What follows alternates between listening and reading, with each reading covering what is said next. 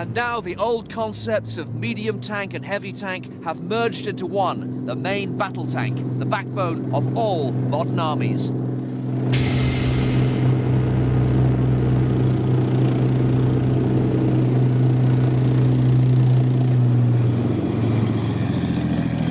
This is the British Army's Challenger 2, and what a machine it is. 70 tons all up, heavier than a Tiger tank, and in the right hands with a top speed of 45 to 50 miles an hour, much faster than a T-34, Sherman or Panzer.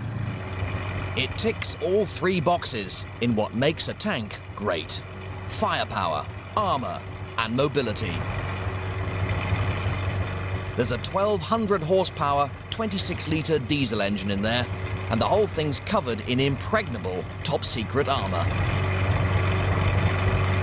So, Dorchester composite armour all around me, and out front, a big gun. A very big gun. With a massive bore of 120mm, it's 50% bigger than the gun on the King Tiger. Which brings me on to why these tanks are here. Throughout this film, we've talked about the firepower of tanks. We haven't actually fired a gun yet. That's all about to change, dear viewers, because this is a firing range.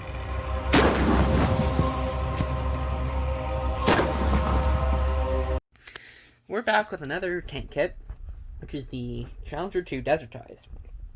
Best looking version of the Challenger 2 in my opinion. I actually have another version of the Challenger 2 Desertised I got from Trumpeter. Wasn't a horrible kit, definitely left a lot to be desired. So, that's the front of the box, which if you can pause the video and look. I'll show you the sides of the box, which actually has a picture of the real thing. Looks pretty cool with the back and stuff in the background. A top-down view. That's the decal thing I want to do. Preferably is the one with the British marking right on the gun sight there, I think is what it's called. Just another cool image of the Challenger 2. Sorry if my hand's shaky. I have very shaky hands. And here's a side image, which just really just shows off how impressive of a tank it is.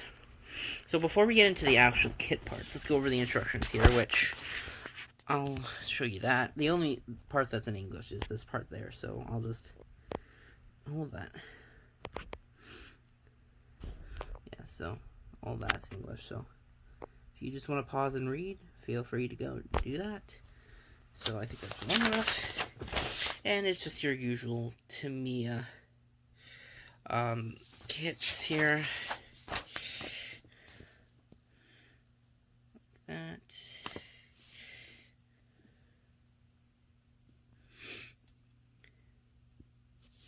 Yeah, just so in case you wanted to see what the instructions were like.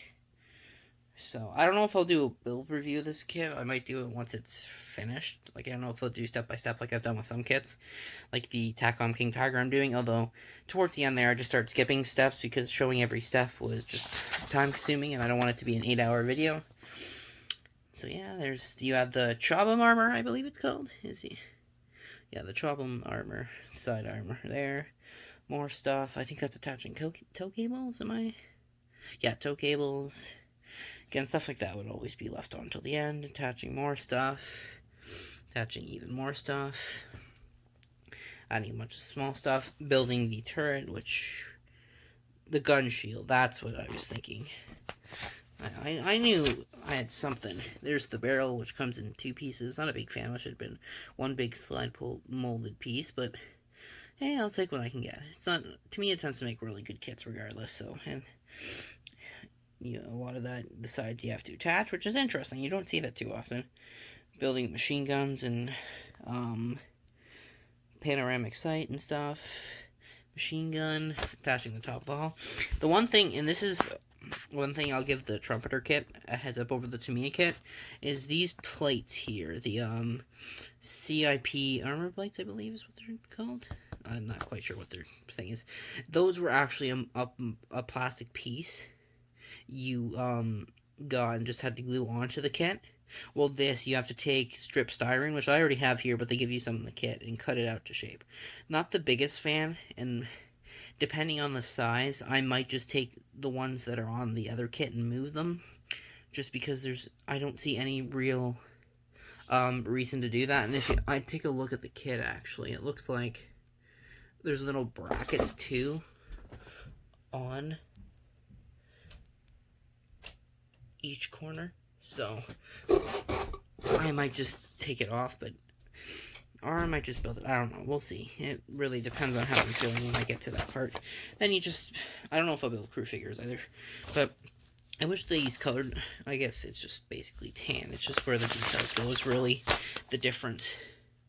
Yeah, I'm going to be doing, from the looks of it, this one here, because it has the Union Jack right on top there, and I like the look of that, and it has the black striping, although technically you could mix and match. If you wanted to make something accurate, you wouldn't, although, I don't know. We'll see. I'll do whatever looks cool, and at the end of the day, that's really what your model's supposed to be about. So that's, yeah, box here. So we'll start off with the tracks. They're rubber vinyl tracks, which some people absolutely despise. Personally, I'm indifferent. I sometimes prefer them, especially with the Tacom King Tigers tracks. Those were fucking hell. I'm just gonna be honest. One thing I was looking through, when I was looking through the wheels here, I was just taking a look through the plastic. They give you a track piece here, but, you know, it wouldn't be so weird if it wasn't a completely different track piece than what the actual, like, kit has. So, like, if you look at the piece there, it has the 2 rubber pads, and it's a certain track design. There's no little side things, and then I'll just flip it over so you can see. It's literally a different kind of track than what's actually on the tank. So I'm a little bit confused about it. It reminds me more of like German armor tracks. Like anyone who's ever built German armor or like earlier, like Panzer 3 or 4, that's kind of what they look like. So, like, yeah, that reminds me a lot of that than an actual, like, modern day tank. But maybe that it's just on there and I never even realized. But maybe someone in the comments can tell me what the actual purpose of that is. So here's the armor plate. Here's the bottom of the turret basket. Or not turret, just the basket, just turret. Here's the upper turret, which, again, to me it tends to mold very well done kits anyway. So I never really worry when it comes to Tamiya. So there's the back engine plate, bunch of other. Again, even these tracks are different than the one you saw there. So again, I'm very confused about the kind of tracks on this tank. More of the gun shield, the barrel, cupola stuff. The upper hull, it's very well detailed. Obviously, you notice it more with some of like the engine caps and everything. Which when you really start to look at it, there's a lot of engine caps on this, which I'm not or not engine caps, like just caps in general, but these are engine caps, and you have louvers and everything. I mean, it's incredibly well detailed, and with a good paint and a wash, it's gonna look fantastic. Here's the lower hull. It's a bathtub style hull, so hopefully, you know, if you like those kind, then this will be good for you. I prefer these kind than the ones you have to build up, just because I always worry to get it off center and not have it look good. But yeah, there's that done. And last but not least, here's the side pieces, and I really like the look of this. You get the canvas like texturing. I mean, it definitely looks good.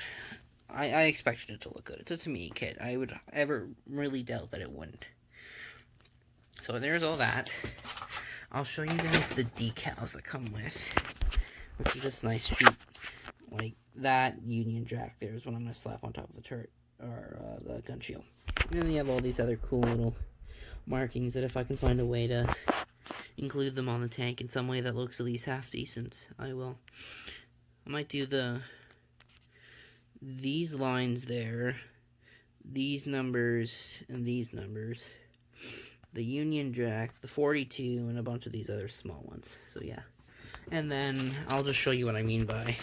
So you get polycaps, which are great for wheels, and they help you make it so you can actually have them attached, like the wheels unattached, so you can paint them and put them back on.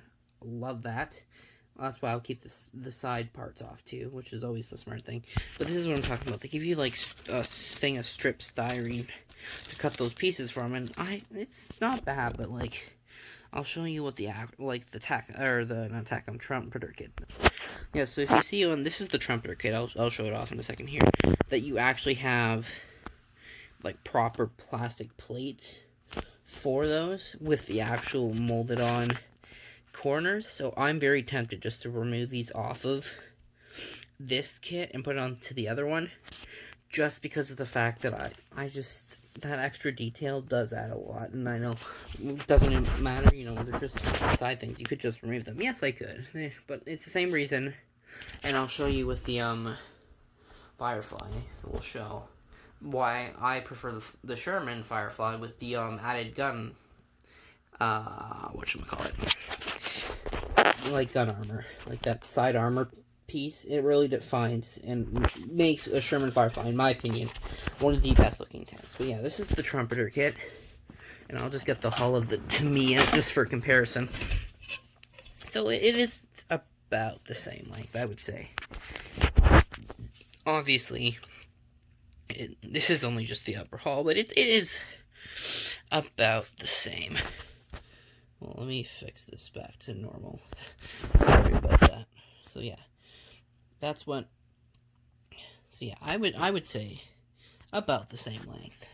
When it's fully built, I'll compare them even more. But yeah, that's basically it. So we'll see if by the next time you compare it and these things are off, then you'll know what I did with them and why. So I'll see you when I'm finished building it.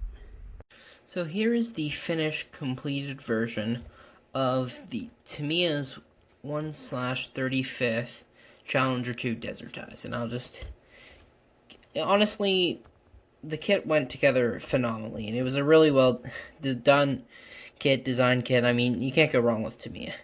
But if you take a look, I've gone for a really weathered, dirty looking tank, which I used a mixture of Tamiya's black panel liner and Vallejo's, I believe it's Desertised, I want to say? Yeah, Desertised. And I did that over top of everything to give it that kind of dirty, sandish color here. So yeah, that's what it looks like. But I'll zoom in on some stuff so you guys can get some really good details of how she came out. Here's some of the decals. My favorite's this Union Jack and how that looks. And then that has like black stripes on the either side. I left the hatches open just because I thought that looked better. I added some decals to the gun and on top of the gun sight. So yeah, I mean, it's a really good kit. The gun can go up and down, the turret can move, but I'm just going to leave it like stationary because why not? Yeah, a lot of these decals went on very nice, no problem. Yeah, like these decals there went on super easy. Yeah, I'll just give you a zoom in on these. Yeah, overall, it's a very nice kit, and it looks really good. Looks all nice and dirty and weathered. It looks like a proper tank that looks like it's been through a fair bit of shit. So, but if you like my kit reviews, you know, check out the other videos, and soon I'll have the final version of the Tacom's King Tiger Porsche turret full interior. That should be up somewhat soon. I'm just waiting for some metal tracks to come, and then I can finish painting and weathering and everything. But yeah, I'll see you in the next video. Time for me to rock and roll on out.